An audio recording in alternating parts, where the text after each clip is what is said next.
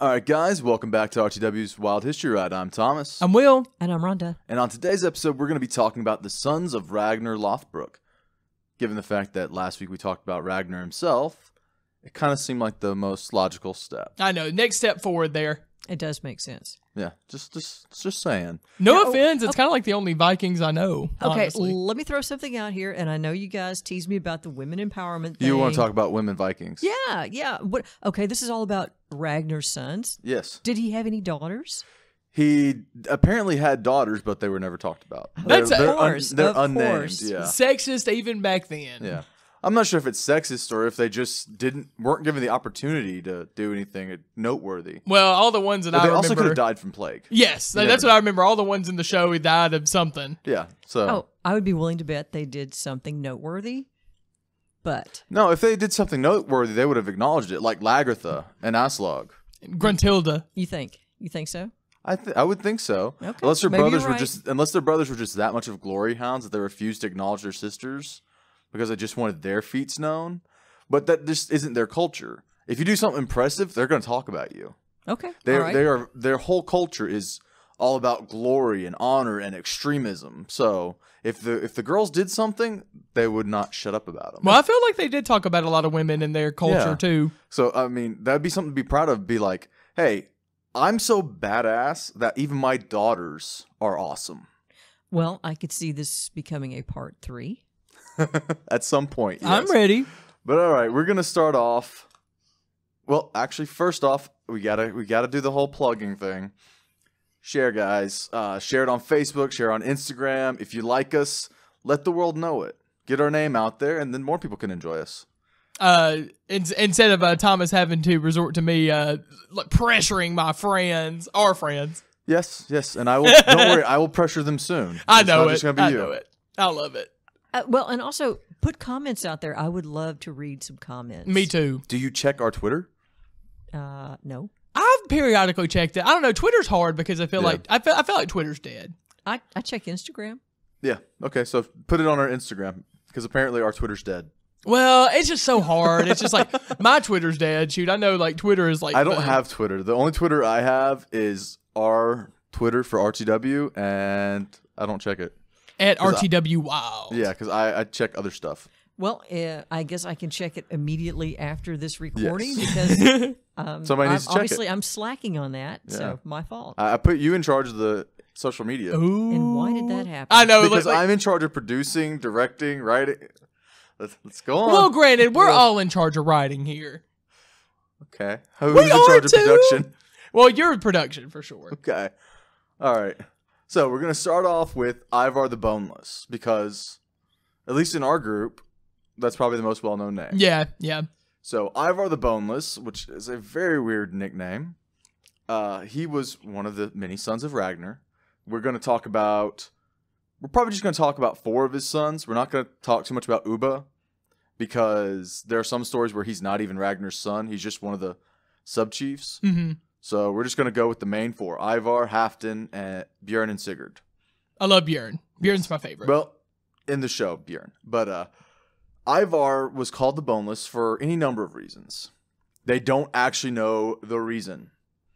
Now, there's some stories that he did have brittle bone disease and his legs would break. Yeah. So they'd call him Boneless for that. There's other ones that were like trying to make fun of him being impotent. Yep. But it seems unlikely for that given the fact that he had kids. Mm-hmm. Unless he had a surrogate. Either way. Yeah. And then the other one is that he had some weird thing where he basically he was double jointed all over his body. So he could move his body in weird directions. Yeah.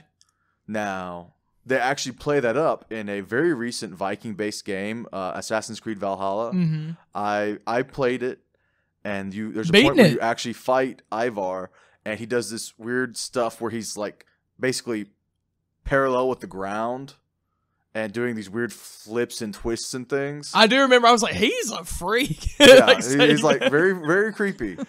But he is considered to be the most intelligent of Ragnar's kids. I'd say that But in the he's show also for the sure. most violent and ruthless. But equally is true for Now, sure. the reason we're talking about Ivar first is because he's the one who handles the planning for the revenge. Because last episode we talked about Ragnar dying at the hands of King Ela, or however you pronounce his name. Yeah. Ivar came up with the plan. Now, supposedly, there's all these stories about how the sons found out, and they were all angry and things. Like, Sigurd was so mad that when he was gripping his knife, it actually cut through to his the bone in his hand. And Bjorn was so furious that he left a handprint on his spear. He gripped it so tight. Yeah. Now, Ivar, though, was methodical and vicious and patient. They gathered their forces and went to England, though, again, in some stories, they were already there because Ivar was ruling Dublin at the time, supposedly. Well, in the show, like, Ivar went with Ragnar to England. Yes. So. Okay, just to clarify, Dublin is not in England. Okay, British Isles. I apologize. Yes. We've been to Dublin. Yeah. Yes, I know, but I mean that he was already in that area, that general area. Gotcha. The British Isles. Yes. So they all gathered up. Would have been Eastern England. Yeah. Because if I remember correctly, I think Essex is the southeasternmost point, and then you get to East Anglia. Mm-hmm. And then I believe above that is Northumbria. I might be wrong. I might be missing somewhere. But that's where they were going. They were going towards Northumbria. Yeah. Well, they get there. They find out that they're kind of outnumbered. It would be a pretty bad fight. They could possibly win, but it doesn't look good in their favor. Not without casualties. Yes. So Ivar comes up with a plan to basically say, okay, if you give us, I believe the term is a weregild, which is basically a bribe. We won't attack. We'll be good. We'll be good little boys. Ew. Yeah, I know. But he asked for as much land as he could get and cover with a cow's hide. Mm-hmm. So that was agreed upon. So he took a cow's hide and cut it into thin strips so that it was so thin that when he spread it out and laid it out, it was big enough to encircle the town of York. Now, in some stories, it's London, but it's more or less considered York. London, like Lun or Yeah. something. Yeah. Yeah. But still London. Yeah. But so he got York. Well, he spent the next year. So this would have been, Ragnar died in 65. This would have been starting in 866, and going through to 867. He spent the entire year getting all these local chieftains and lords, thanes and things to like him, to be friends with him. So when the next year rolled around, he called up his brothers and said, hey, it's time. Yep. Now is the time. So all the brothers who'd also been amassing their forces for the past year, and all the local lords who now either owed Ivar or had become loyal to Ivar, joined together and they attacked Ela. Mm-hmm. And it was a massacre. And they captured the man, and the quote is, Ivar spread an eagle on his back. Yep. So they gave him the blood eagle, which is a very, very gruesome form of torture. Was that in the game too? Ela was already dead in the Oh, game. okay. So he was already. That was a different guy. Yeah, the game starts in 873, I believe. So it's maybe like years 874. later. Yeah, so it was about 6-7 years later. But now, a blood eagle, when we think about it, it's just horrifying, disgusting, disturbing torture. For them, it's also a last chance to get into their version of heaven, their Valhalla. If you can endure the blood eagle without screaming, you've proven yourself basically redeemed for whatever treachery you did, because usually it was reserved for people who'd committed some kind of treasonous act. Yeah. Like, I remember first time I ever heard about it, it was talked about I believe he was Norwegian lord, had gone off raiding and found out that his brother, who he'd put in charge of his lands, had been abusing his people and raping his wife when he came back. Mm-hmm. So he subjugated his brother to the blood eagle. So it's very, very intense, but it's also a last chance kind of thing. It's meant to be something unbearable. Yeah. And I'm not going to describe what it is. If you feel the urge to look it up, feel free. Google I'm not going image. to discuss. I'm not going to go into detail because with my voice, it kind of sounds a little bit Silence of the Lambsy. if I discuss certain I things know. like that. I will never forget my high school theater teacher asking me to say the quote about fava beans. Do it. Can you do it? I'm not doing it. Oh, come on. But yeah, she said No, she said I have that kind of voice, and it was like, Have you I seen sound that like a movie serial full on through? nope, I have not. Rhonda, what have I have taught you nothing? Hey, I agree. I'm right there with Thomas. I have not watched it. I Oh have no my interest. gosh. I'm not into horror flicks. I'm Okay. really not. I've always kind of said you reminded me of oh gosh, what's her name? Jodie Foster. Jodie Foster in the best way. You've gotten that a lot. I've gotten that a lot. Yeah. All right, so moving on, Ivar stayed with the Great Heathen Army, as it was called, up until they moved through Mercia and then East Anglia. Mm-hmm. He disappeared around 870. He left the Great Heathen Army and is gone from English records. There's no mention of Ivar anywhere. That's where we get back to Eamar, who Ooh. was the Irish king, and many historians have come to believe that they were the same person, Oh. and that he just went back to Dublin, and he died around 873. Oh, so he died okay. Yeah. So, Which makes sense because in the game that's what happens. yes. Which, not saying the game is the end all be all, but timeline wise. All right, well, next is Bjorn, which I probably should have done first because he died first. Yeah. But Ivar is the oldest, and he was the most important for the revenge story. Now, according to some, Bjorn died 2 years before Ragnar ever did, Yeah. and others, he was alive long enough to hear about his father's death. Regardless, he was not there to join the Great Heathen Army. Whereas in the show, he was the leader of the Great Heathen Army. Yeah. Until he said, I'm done. You kids are crazy. I'm going to go do my thing. Which, given his brothers, I would have done too. Hey, yeah. Mm-hmm. Bjorn was also known as Bjorn Ironside. Different tellings for why he was called that. Most of them were because he would just storm into battle and never got hurt. Yep. Which they did kind of exacerbate in the show to the point of there was a scene where he took 10 arrows, fell off of a tower, and they actually showed him with his eyes wide open on the ground just looking dead. And Ragnar has to limp and drag him into the water and pull them to safety to get away from Paris. Yeah. But the next day, Bjorn stands up and is walking just fine. Yep. So they try and egg things on. Super realistic. Now, Bjorn, unlike his brothers who went to the British Isles, he went to the Mediterranean. He was in various places in the Mediterranean, but the one he is known for is Luna or Luni, Italy. Yeah. Which at the time he thought it was Rome. Due to their maps being poorly done, he thought he was in Rome. And it was here that he performed the converted dead entrance. All roads lead to Rome. Which is something that Ragnar did in the show. Yeah. Oh, Ragnar did it? In the show, yeah. Oh, but he did okay. it in Paris. Okay, I see. So what he did, he got his friend Haston, who in some stories is his foster father. Just depends. Again, some of these stories are kind of convoluted. Yeah. You just got to pick out the stuff that's in all of them together and just go with that. Mm-hmm. If you want more detailed information, hit up our Instagram and we'll try and do a more detailed, in-depth analysis of each of the brothers, or decide to get a wild hair and look it up yourselves and see what you think. Either option. Yeah, so he got Haston to go and tell I guess it would have been a bishop or some kind of priest, because of course all these towns and cities were Catholic, and told him that his great lord Bjorn Ironside decided to convert on his deathbed. And so they came and they did his baptism, and he died.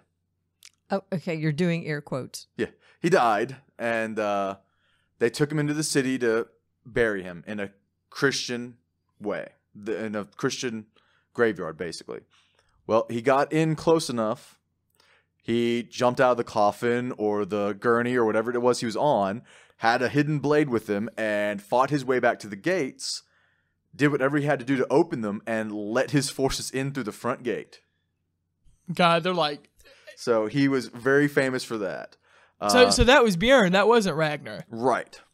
And I do remember watching that on Vikings and being like, That's not right. They took away the coolest thing Bjorn did from history and gave it to Ragnar. Oh, well, he was cool in the show, though. He was cool. He was, but it was still like, okay. His one cool thing. That was the coolest thing he did in history. So him and his right-hand man, Haston, found out that it wasn't Rome. And they were thinking about staying and raiding the town and everything and doing a little bit more exploration around them. And they decided, you know what?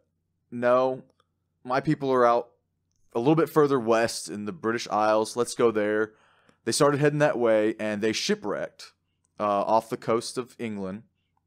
Supposedly, Bjorn survived that, but then later died, supposedly around the same time as Ragnar, in France. So, do we know how he died? Just natural causes? We don't. We don't know how he died. That We don't know if sucks. he died in battle, but we do know that he was the only one to have a actual dynasty after him, the House Munso, which I believe ended around the 1060s in Sweden. Oh. So he actually did have descendants. Now, I believe Ivar did too for a while, a dynasty. I know all of them had descendants. Yeah. My meaning is that he had a dynasty too, but it was in Ireland, and it was under the name Ivar. So, again, we don't know if they were the same person, but historians believe they were. So, wait, they think that Bjorn was Ivar and Oh, Ivar were the okay, same okay, person. okay. Yeah. So, that's what I mean. So, Bjorn is the only one we know that really had a dynasty after them. Yep. Yes. All right. How old were these people when they died? Between 60 and 80. 60 and 80? Mm-hmm. That's pretty good, considering, shoot, I feel like America average was like 40 back in like those days. Or not in those days, but like, even in the 17, 1800s. Yep. Oh, how old was Ragnar? Oh, we don't know. Okay, but one of the sons was close to his age, or They believe, died close to the same time. Yeah, we believe so. Okay. Again, all these things are not guaranteed. They're just rough estimates that were going on.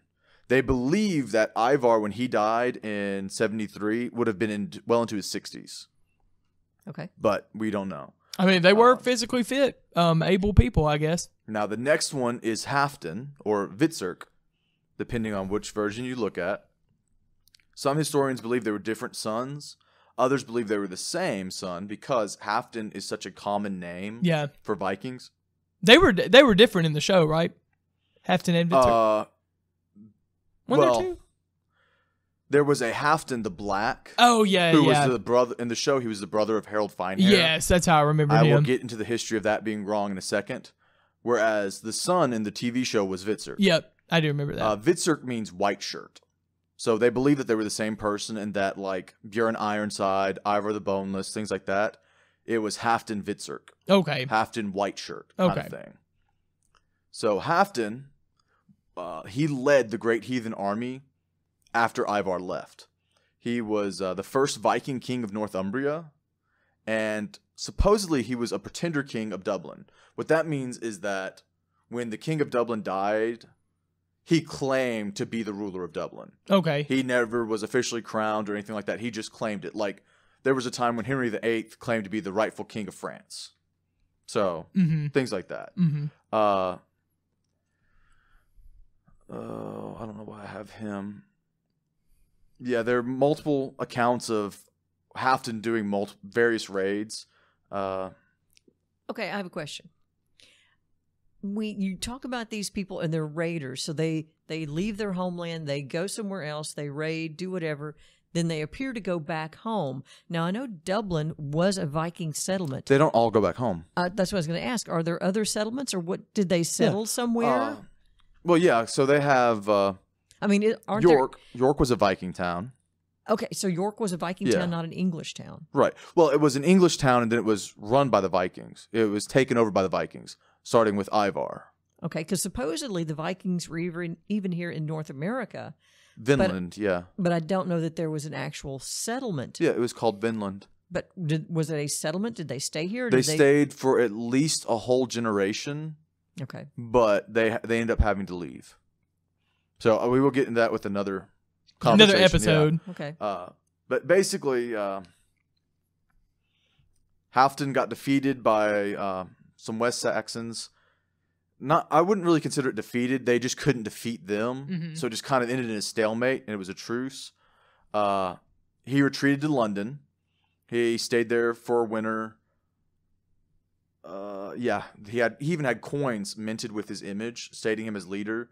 They returned to Northumbria.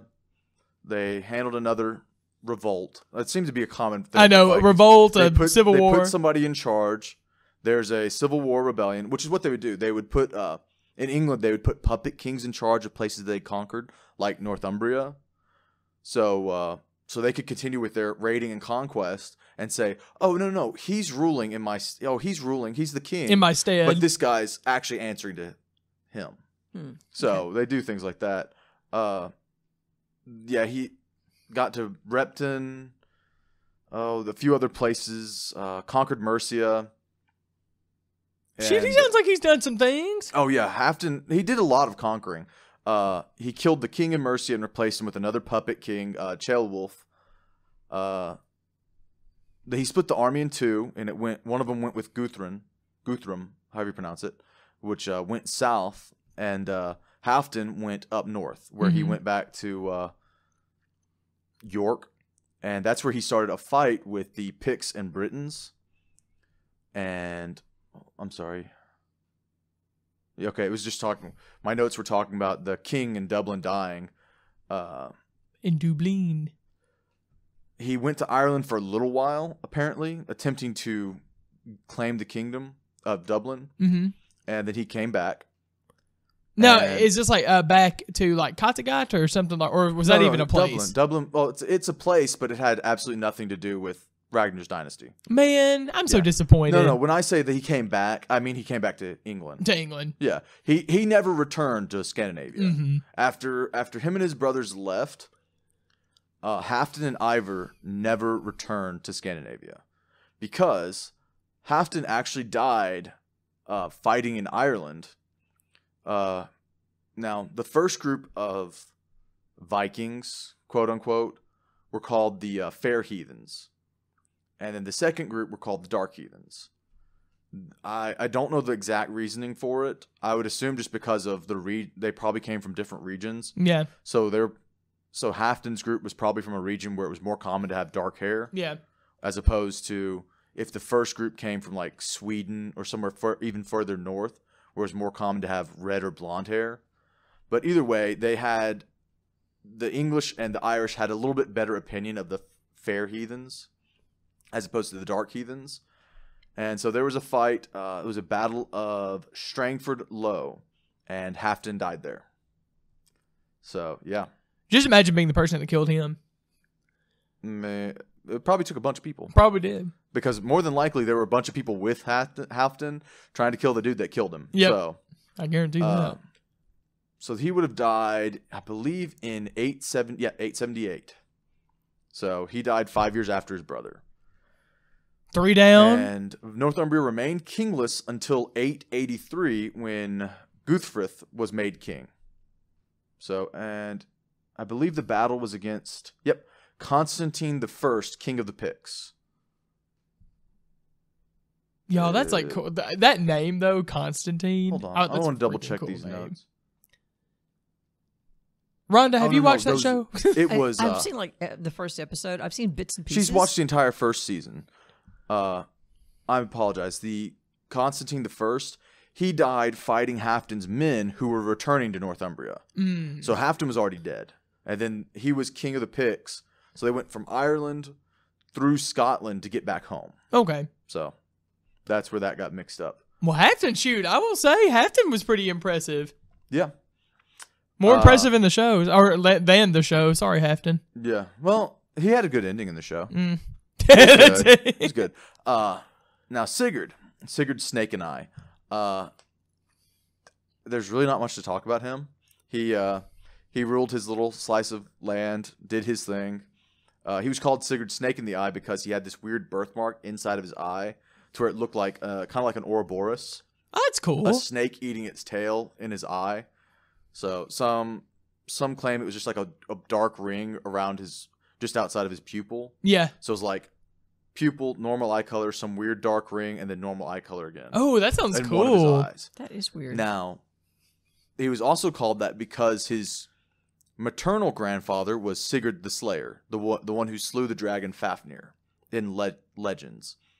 So it's like, oh, this is just a mark for Sigurd killing Fafnir, so we're going to name him after him. But then again, Ragnar's own father was named Sigurd, so who knows? They probably just were like, okay, we've already got all these other names, let's just call him Sigurd. Was that the one that I don't want to give spoilers, but He died really early? Yes. Yes. Okay. Yes. Spoiler alert. Yeah. He died in 887.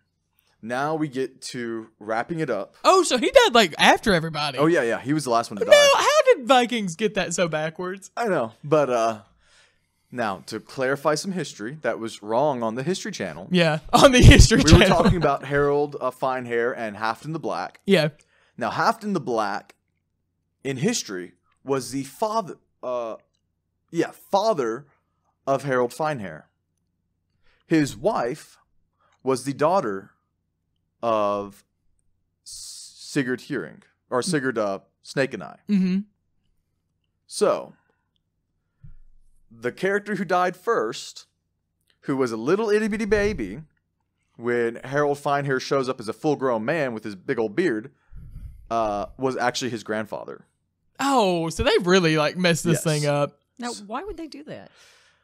Story, because Harold Finehair is renowned for uniting all of Norway under his banner as king. He convinced all the other kings to basically surrender to him and made himself High King of Norway. Was that the one that liked Lagertha? Yes. Well, I think he liked everybody. He was just a friendly guy. Yeah. I'm not going to say what...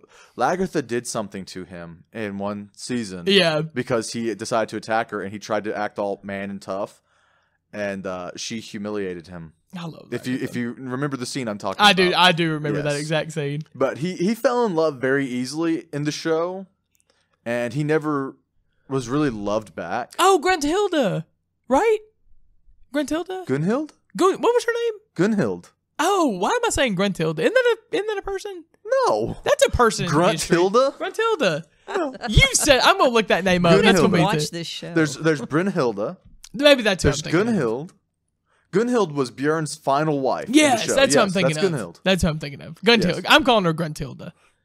Matilda. But yeah, so Grunthilda. he did not have any luck in the love department. And like so many things in the Viking culture, you can hate someone and love them at the same time. So they kind of did portray that correctly, where he had this kind of a rivalry, jealousy, anger relationship with Ragnar and his sons.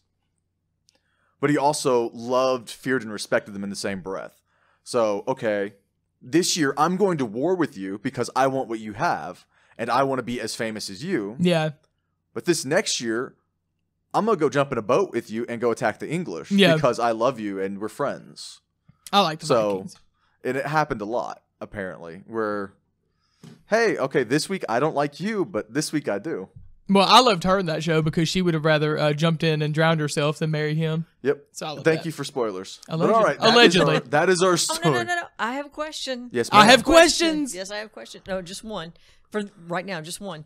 Okay, what was the longest distance Ragnar or his sons traveled to do a raid or settlement or whatever? I would assume it would be whatever the distance is between Denmark and Ireland. So no India, no Africa. I thought Bjorn went to Bjorn India. went to the Mediterranean, so I'm not sure where he went in Africa, but think about the map. I mean, it'd be a further distance to go by sea to England, wouldn't it? Ragnar had a Chinese girl. That was the show, Will. Oh, well.